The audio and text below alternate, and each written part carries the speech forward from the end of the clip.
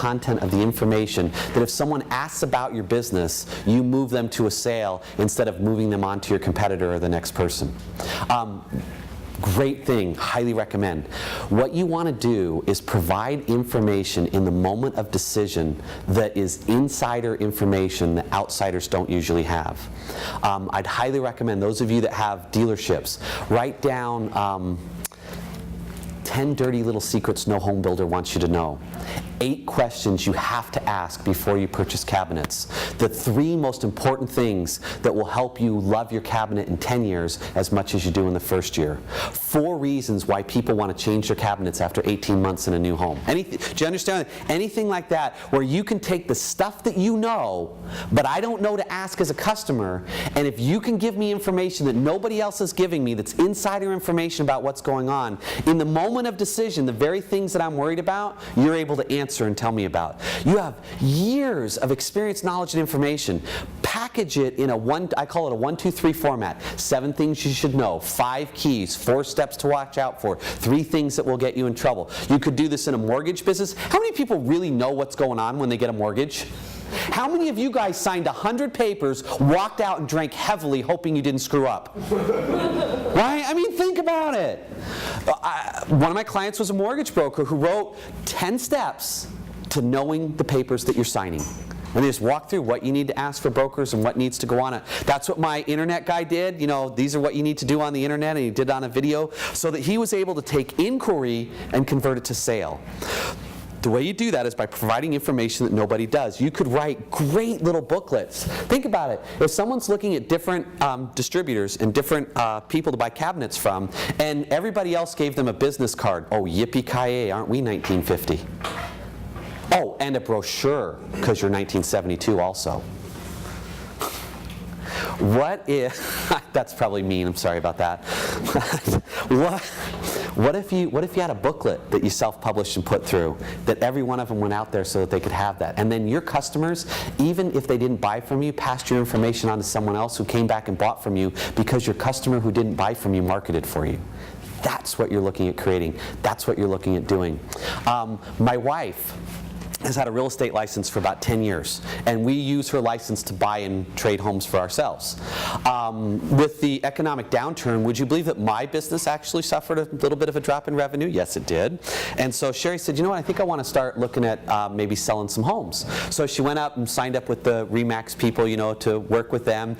And what do you think her first sales meeting was like? Nobody's buying houses. Boy, you picked the worst time to get in. I don't even know why you're here. I haven't made any money. Man, I can't believe you signed up. I'm thinking about quitting. She came home and goes, Chris, I don't think this is a good idea. And what they said was, listen to this, listening to different voices, taking a different perspective. These are real estate people who are used to real estate stuff. And what they said is there's so many short sales and forced closures, nobody's buying homes, and people want more for their home than it's worth. So as a real estate agent, you go in, you tell them they need to sell it for $250, but they have to sell it for $310, so you put it at $310 on the market, no one comes and look at it, and they hate us as real estate agents. So my wife goes, oh, so tell me about short sales. Oh, they're such a pain in the butt, you can't do it, you have to deal with the bank, no one ever listens, it takes 6 months to sell a house, it's a total waste of time, doesn't really happen. Really, why don't the bank, oh, the banks are idiots. My wife, she goes to the bank. Hey, why do you guys hate short sales? We don't. We need this and this and this, and she found out everything she had to need.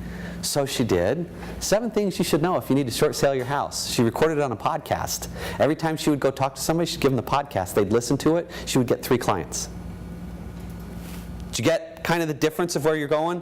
What different voices are you listening to? What information do people need to make a decision so they can move from inquiry into decision? Now, a couple ways that you can, oh boy, this is,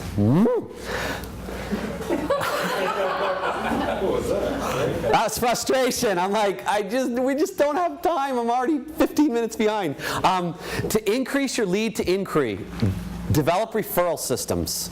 All right, where let me give you an example. A dentist that wanted to build a practice in a town where there was lots of dentists already. So rather than marketing traditionally, we're nicer, we're better, we're cheaper, what he did was he put a big banner out front that said, by referral only. He locked the front door and put in a sign that said, we are accepting new customers, but you can only be a customer by referral.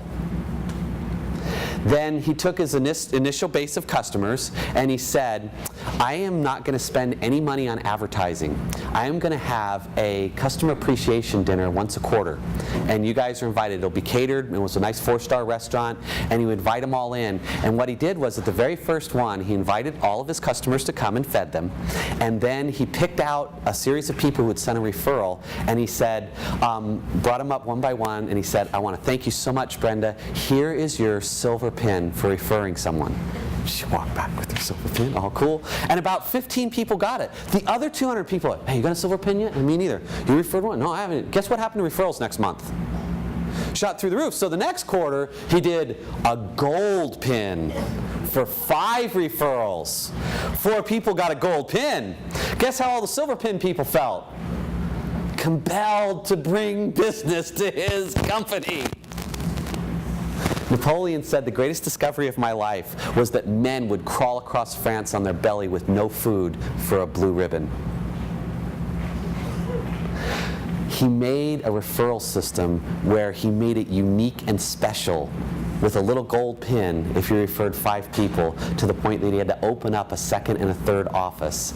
Never advertised in the paper, only gave out his little rewards and his appreciation dinners. And he did good dentistry, don't get me wrong, you have to be able to deliver. What can you do to develop a referral system? Acquiring customers at a break-even point up front so that you can make more money on the back end. In other words, this is a great way. I had a person who just finished her degree in massage therapy. She was a good friend of mine, and she wanted to build a massage business. She was great with people.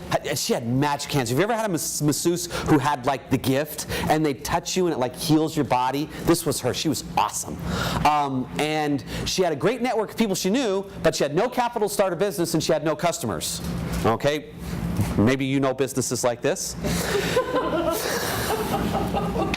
And so what she needed to do was, what I had her do is, I said, what you have is time, but not money. And what the people you know have are connections and resources, but not a reason. Marry those together. So I said, I want you to find 10 people of influence. How many of you guys know someone that's like a connector? That they know everybody and they seem to connect everybody up together? I said, I want you to find 10 people like that. Tell me their names. She wrote them down. I said, here's what you do. I want you to call them up, and I want you to say, Susie, this is Chris Hunsker, and I've just started my own massage business, and what I'd like to do is, I'd like to come and offer you, I'm going to charge $80 a massage. I'd like it to give it to you for 10%. For $8, I'm going to come in and give you a full 1-hour massage, but at the end, I'd like you to refer me, if I'm good, to 10 people. If I'm not good, you don't even have to pay the $8. Would Tuesday or Wednesday be best to do this? Now, so she goes and gives 10 massages, right? And she gets how many referrals from each person? And she says, listen, if I cold call them, they're probably not going to be as excited. Would you mind calling them and telling them I'm going to call and tell them truly how good this massage was? They, no problem, this is the best thing I've ever had. So she calls each of the 10 and says, hey, how you doing, Bobby? My name's Chris Hunsker, and I'm a masseuse, and I guess that Angie probably called you because I asked her for some referrals, and she gave me your name. She said, oh yeah, I don't know what you did to her, but she hasn't been that happy since her second husband, so yeah, that's kind of amazing. Said, listen, normally I charge $80 for my massage, but because you're a referral, I'm going to give it to you for half off for $40 for an hour. What would work best, Tuesday or Wednesday? But in order for the discount, I need 5 people that you